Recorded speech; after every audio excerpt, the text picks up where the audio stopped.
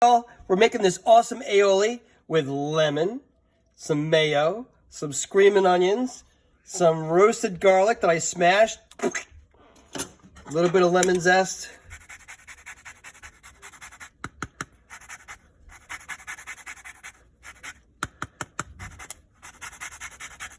about like a half a teaspoon of that.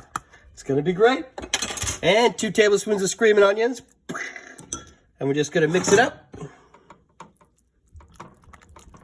We're gonna put it on some sandwiches tonight. We got some pulled pork and broccoli. Couldn't find any Rob, but that's okay. So easy. It's gonna be delicious.